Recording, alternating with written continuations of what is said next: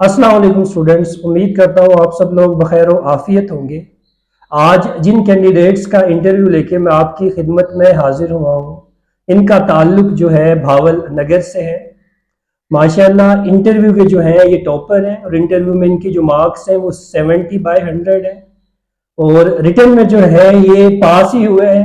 पास जो है इनके जो मार्क्स आए हैं रिटर्न एग्जाम के अंदर 58.50 हैं। लेकिन रिटर्न में जो है नो डाउट मार्क्स अगर कम भी आए हैं, लेकिन फिर भी जो इनका मेरिट रहा है वो मेरिट नंबर 3 रहा है। जिनमें इनका जो एकेडमिक बैकग्राउंड जो बता रहे हैं कि इनका जो एकेडमिक बैकग्राउंड है बहुत ही स्ट्रॉन्ग है। जिन कैंडिडेट्स की मैं बात कर रहा हूँ, मोहम्मद अवैस की जो है बात कर रहा हूँ। तो अस्सलाम वालेकुम अवैस, क्या हाल चाल है आपके? वालेकुम अस्सलाम कामरान भाई, अल्हम्दुलिल्लाह ठीक ठाक दुआएं सर आपकी। आप सुनाएं कैसे हैं? अल्हम्दुलिल्लाह सर, ठीक ठाक, राजी खुशी। तो सबसे पहले तो आपको जो है सर बहुत बहुत मुबारक हो हमारी तरफ से और हमारे नाजरीन की तरफ से। नो डाउट के पीपीएससी का जो है एग्जाम पास करना पहली ही अटेम्प्ट में, और उसके बाद पहली ही अटेम्प्ट में इंटरव्यू में जो है टॉप कर जाना, आपस में एक बहुत बड़ा जो है ये मिरेकल है, एक बहुत बड़ा मौजज़ा है ये। और नो डाउट ये चीज़ जो है बता रही है कि मोहम्मद अवैस जो है बहुत ही कॉम्पिटेंट है। अच्छा, मोहम्मद अवैस के बारे में थोड़ा सा मैं बताता चलूँ कि मोहम्मद अवैस जो है इनकी जो एमफिल है इस टाइम पे, और इनकी जो बीएस है वो बहाउद्दीन ज़िक्रिया यूनिवर्सिटी मुल्तान से है, जो कि मेरे दिल के जो है बहुत ही करीब है, क्योंकि मेरी खुद की जो बीएस है वो बहाउद्दीन ज़िक्रिया यूनिवर्सिटी मुल्तान से है। तो मोहम्मद अवैस थोड़ा सा बताइएगा कि आजकल जो है आपकी मसरूफियात जो है वो क्या है? आजकल मेरा एमफिल चल रहा है और फोर्थ सेमेस्टर मेरा एमफिल का है। ठीक है, और इंशाल्लाह ये मई के अंदर थीसिस सबमिशन हो जाएगी और एमफिल भी अपने एग्जाम को आ जाएगा। इंशाल्लाह इंशाल्लाह हमारी नेक तमन्नाएं जो है आपके साथ हैं कि ये जो मरहला है एमफिल का ये जल्द से जल्द जो है वो कंप्लीट हो। तो थोड़ा सा बताइएगा कि ये जो तैयारी का ड्यूरेशन है, मीन जो तैयारी है पीपीएससी की, एक डायरेक्शनल स्टडी जो है वो करनी पड़ती है अगर पीपीएससी का जो एग्जाम है वो आपने पास करना है, क्योंकि नंबर ऑफ कैंडिडेट्स जो है, जो मेरिट है, जो कंपटीशन है केमिस्ट्री के अंदर, वो बहुत ही ज़्यादा है as compare to other natural sciences के। तो थोड़ा सा नाजरीन को तैयारी के बारे में बताइएगा कि जो हमारे नाजरीन सुन रहे हैं इस डिस्कशन को, वो तैयारी जो है वो कैसे करें। हाँ जी, असल में जितना ज़्यादा कंपटीशन होता चला जाता है तो आपके बाय लक यहाँ से निकलने के, या आप कह लें कि चांस बेसिस पे निकलने के, वो बहुत इम्कानात कम हो जाते हैं। तो आपको एक पूरे चैनल के साथ तैयारी करना पड़ती है। ठीक है, जैसे कि मैं इधर क्योंकि एमफिल कर रहा था, तो जो मेरे सुपरवाइज़र हैं वो माशाल्लाह से आपके भी टीचर हैं, डॉक्टर अदील सैन चुगताई साहब। बेशक। तो उन्होंने फिर हमें मोटिवेट किया कि आप लोग लैब में जैसे रिएक्शन लगा रहे हैं तो साथ साथ अपनी तैयारी भी स्टार्ट रखें। तो अभी ऐड चूंकि हमारा राउंड अबाउट अगस्त में आया था, तो उससे 3-4 मंथ पहले ही हमने एक प्लान के तहत तैयारी शुरू कर दी थी कि स्टेप बाय स्टेप वो चीज़ें जो पहले नहीं आती उनको कवर किया जाए, फिर दूसरी चीज़ें, और इस तरह एक चैनल के तहत तैयारी थी तो इस मकाम तक आज पहुंच सकें। अच्छा, जी। सबसे पहले तो जैसे अवैस ने जो है जिक्र किया डॉक्टर अदील साहब का, नो डाउट वो जो बीजीयू की जो है, अगर मैं कहूँ जान है एक किस्म की, तो बीजीयू में जो है उनके दम से जो है शादो आबाद है। एक बहुत ही अच्छे रिसर्चर भी हैं, और हमें जो है एस बीएस में जो है उनसे बहुत कुछ जो है वो सीखने को भी मिला है। नो डाउट एक कॉम्पिटेंट रिसर्चर है और उनकी जो साइटेशन है वो बहुत ज़्यादा है। तो सर अगर आप हमें सुन रहे हैं तो अस्सलाम वालेकुम, या आपकी दुआओं का ही नतीजा है कि आपके जो दोनों स्टूडेंट हैं, शागिर्द हैं, वो इस दफ़ा इस काबिल हुए हैं कि उन्होंने जो है ये पीपीएससी का जो एग्ज़ाम ये पास कर लिया है। तो वैसे थोड़ा सा बताइएगा नाजरीन को कि ये जो टेस्ट का मरहला है, मीन्स आपने कोई सिलेक्टिव कोई बुक्स पढ़ी हैं इस टेस्ट को पास करने के लिए, या जो सिलेबस है बेसिक आपका मैट्रिक एफएससी और बीएस का जो सिलेबस एचईसी की तरफ से जो रिकमेंड होता है आपने उसी को पढ़ा है? एक्चुअली में मैंने कोई ऐसी स्पेशल बुक्स जो मार्केट्स में जैसे बहुत सारी अवेलेबल हैं उनको फॉलो नहीं किया। एफएससी चूंकि मैं खुद भी पढ़ा रहा था कॉलेज में, तो मुझे एफएससी को ज़्यादा करने की ज़रूरत पेश नहीं आई। और क्योंकि मेरा बीएस था, तो जैसे कि सर अदील की गाइडलाइन के मुताबिक कि पहले बीएससी को किया जाए, क्योंकि वहाँ पर जो है वो सारा डाटा रिटन फॉर्म में और कंपाइल्ड है। तो मैंने साथ साथ पहले बीएससी को करना शुरू किया। ठीक है, उसकी वो तीनों बुक्स ऑर्गेनिक, इनऑर्गेनिक, फिजिकल, और उसी के साथ साथ जो बीएस की हमारी कोर्स आउटलाइन थी, वो सारे नोट्स, वो बुक्स जो थी वो पास थी, उनको भी मैंने गो थ्रू करना शुरू किया। और जैसे फिर टेस्ट का जो टाइम था वो करीब आया, तो फिर सर जो है हमारे माशाल्लाह से उनके अपने खुद भी नोट्स हैं, जब खुद वो तैयारी करते थे एज अ स्टूडेंट, तो उन्होंने वो भी हमें प्रोवाइड किया और हमें बहुत सारा वहाँ से भी मटेरियल मिला और वहाँ से भी हमें हेल्प हुई। और फिर उसके अलावा टेस्ट से पहले भी हम सर से गाइडलाइन लेते रहे कि टेस्ट के दौरान हमें क्या करना है, किस तरह से हम क्वेश्चन अटेम्प्ट करने हैं। तो तो एक हाँ तो जी। जो है ये जो आपने भी ये गुर बताया है कि डॉक्टर अदील साहब के जो नोट्स हैं उनसे जो है आपने तैयारी की है, तो मैं आपसे जो है रिक्वेस्ट करूंगा कि वो जो नोट्स हैं वो लाजमी जो है हमें प्रोवाइड किए जाएं, ताकि हम जो है इस चैनल के तवसत से जो है स्टूडेंट्स को साथ जो है वो मटेरियल जो है वो शेयर करें, ताकि उनकी जो तैयारी है वो भी जो है एक इफेक्टिव डायरेक्शन में हो। अच्छा सर, ये बताएं थोड़ा हमारे स्टूडेंट्स को कि आपकी चूंकि ये पहली अटेम्प्ट थी, तो आपने जो है कितने क्वेश्चंस जो है वो अटेम्प्ट किए, और आप कितने कॉन्फिडेंट थे कि आप जो है इस दफ़ा जो है कि इंटरव्यू के लिए जो है शॉर्ट लिस्ट हो जाएंगे। हाँ जी। टेस्ट में जाने से पहले जैसे लास्ट टाइम का सुना था टेस्ट, तो वो क्योंकि उसका मेरिट भी वही था जो पासिंग रेंज थी, तो माइंड यही बना हुआ था कि मैक्सिमम जो है ना वो 50 से 60 के दरमियान में अटेम्प्ट होनी चाहिए।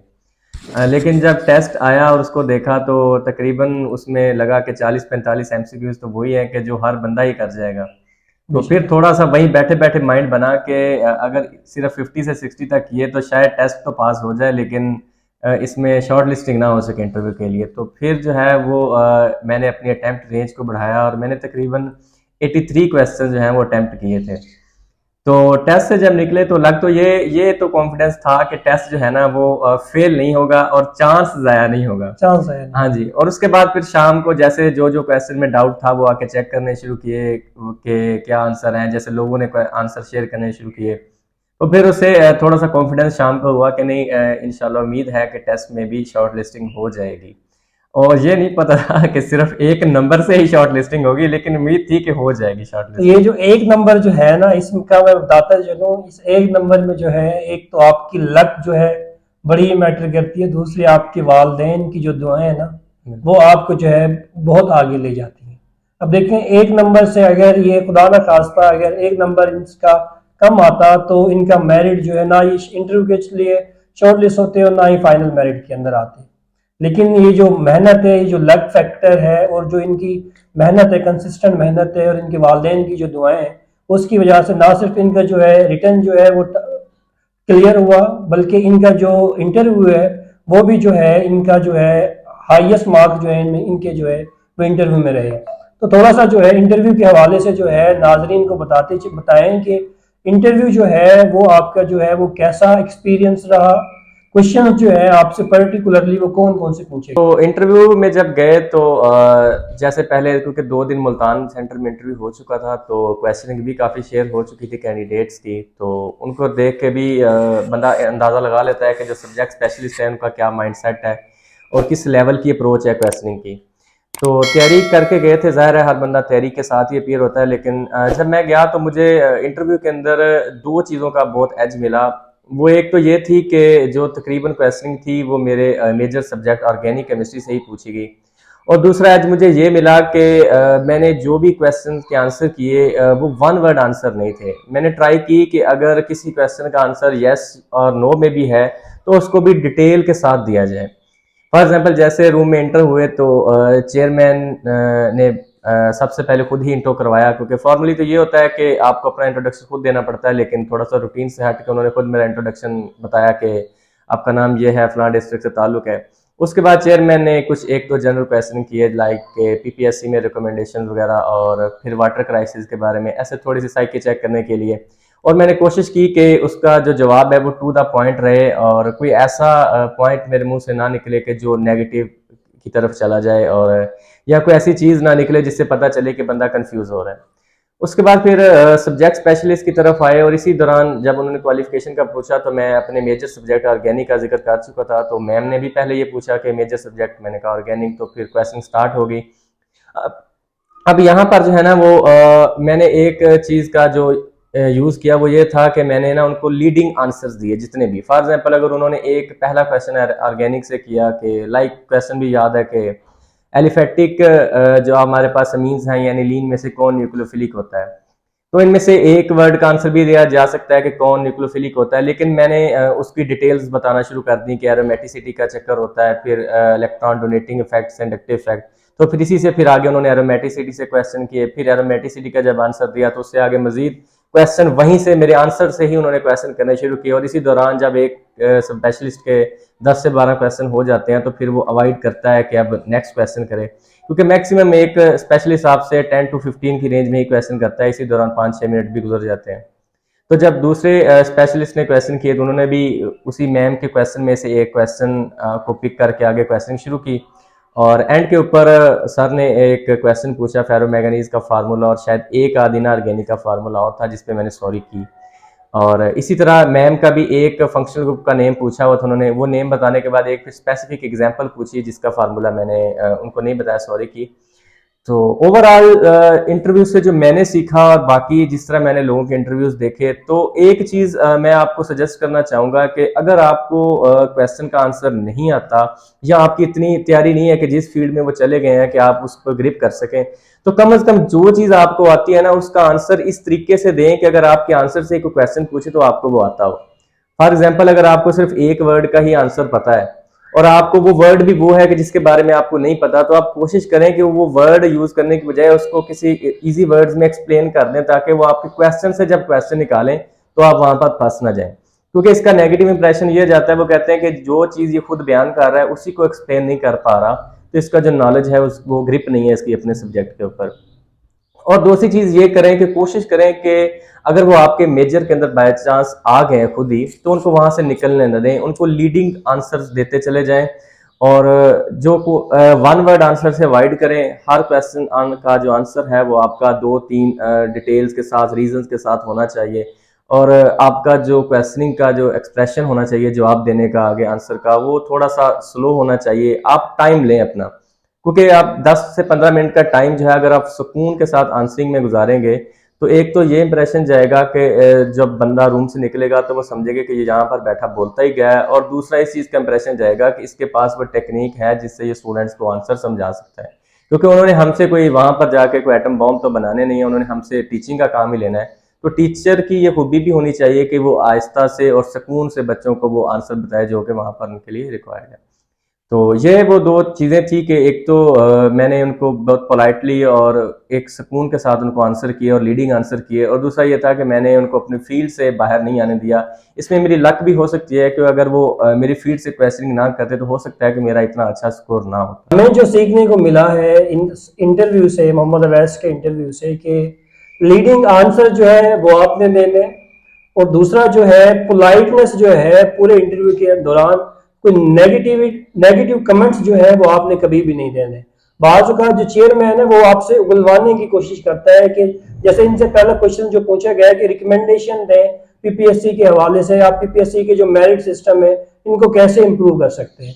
तो अगर इनसे खुदा न खास्ता कोई नेगेटिव कमेंट्स निकल पड़ता कि इसमें जो सिफारिश है उसको खत्म किया जाए, जो एक कल्चर है इसको खत्म किया जाए, तो इसका जो है बहुत ही बैड इंप्रेशन पड़ता है। लेकिन जिस खूबी से जो है मोहम्मद अवैस ने इस क्वेश्चन को जो है टैकल किया, वो चीज जो है बता रही है कि एक एक्सपीरियंस बंदा जो है इंटरव्यू के अंदर किस तरह जो है वो बिहेव करता है जाके।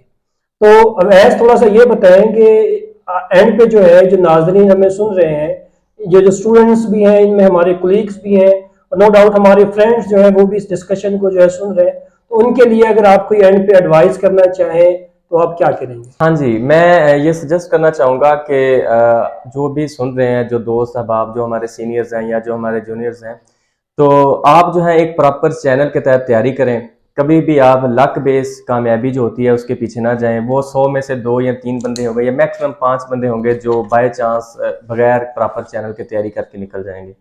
अभी भी ऐड आने वाले होंगे, फ्यूचर में बहुत सारे जो हैं वो एड्स आएंगे, सीटें आती रहेंगी। तो आप एक प्रॉपर चैनल के तहत तैयारी करें, डेली बेसिस के ऊपर अपनी जो है वो रूटीन बनाए कि 1 घंटा 2 घंटा जो है वो मैंने अपनी प्रिपरेशन को देने हैं, और अपने वो अपना एनालिसिस करें, अपने वो सब्जेक्ट्स निकालें, वो चैप्टर्स निकालें जो आपको नहीं आते, उनका एक प्लान बनाएं, उनको प्लान के तहत करना शुरू करें। ठीक है। और बाकी ये कि अपने सीनियर्स के साथ जो सिलेक्ट हो चुके हैं उनके साथ भी राब्ते में रहें। ठीक है, जैसे कि कामरान भाई ने बहुत अच्छी काविश है उनकी कि उन्होंने चैनल बनाया, और स्पेशली जितने भी रिकमेंडेड हैं उनके कोशिश के साथ इन्होंने सबके इंटरव्यूज जो हैं वो अपलोड किए हैं। तो हर बंदा जो सिलेक्ट हुआ है वो हर कोई अपना एक प्लस पॉइंट आपको बताएगा। तो जब 28-29 बंदों के प्लस पॉइंट आपके पास आ जाएंगे तो आपको खुद ही आइडिया होना शुरू हो जाएगा कि वो कौन सी चीज़ें हैं या वो कौन सी डायरेक्शन है जिसमें सबने मेहनत की और मैं भी उधर जा सकता हूँ। हो सकता है कुछ कैंडिडेट ऐसे भी हों जो हमसे भी ज़्यादा एक्सपर्ट हों और हमसे भी ज़्यादा नॉलेज हो, लेकिन किसी एक गलती की वजह से वो इस पूरे प्रोसेस से बाहर हो गए। तो आपने उन गलतियों को भी अवॉइड करना है और जो बाकियों के प्लस पॉइंट है उनको भी अडॉप्ट करना है। तो ये सारी चीज़ें जो हैं वो आपकी कामयाबी के लिए एक रोड मैप बन जाएंगी। स्टूडेंट्स, इसी खूबसूरत मैसेज के साथ कि आपने जो है एक तो कंसिस्टेंट रहना है, अपना टाइम टेबल बना के जो है उसके लिहाज से जो है अपनी तैयारी जो है वो स्टार्ट कर देनी है। दूसरा, अपने सीनियर्स से जो है गाइडेंस जितना आप ले सकते हैं वो लाजमी लीजिए। थर्डली, जो अवैस ने बात की कि नो डाउट ये जो 156 जो कैंडिडेट इस दफ़ा शॉर्टलिस्ट हुए थे इंटरव्यू के लिए, नो डाउट वो सारे के सारे कॉम्पिटेंट थे और वो सारे के सारे एलिजिबल थे कि उनकी जो है रिकमेंडेशन की जाए।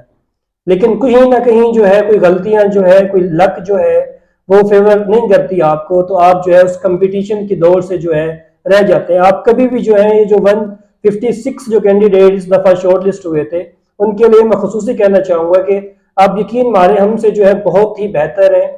अल्लाह पाक की जो रज़ा है उसके आगे जो है सर तस्लीम खम कर दें। इंशाअल्लाह आने वाले वक्तों में जो है अल्लाह पाक ने आपके लिए कुछ ना कुछ बेहतरी जो है उसका सामान जो है वो रखा होगा। इन्हीं नेक तमन्नाओं के साथ अवैस साहब से जो है हम रुखसत चाहेंगे। बहुत बहुत शुक्रिया सर आपका, आपने टाइम निकाला हमारे लिए। अल्लाह पाक जो है आपको मजीद कामयाब कामरान करे और आपको जो है मजीद जो है तरक्की की जो बुलंदियों हैं उनके ऊपर लेके जाए। तो इन्हीं नेक तमन्नाओं के साथ इजाज़त चाहूँगा। अल्लाह हाफिज़।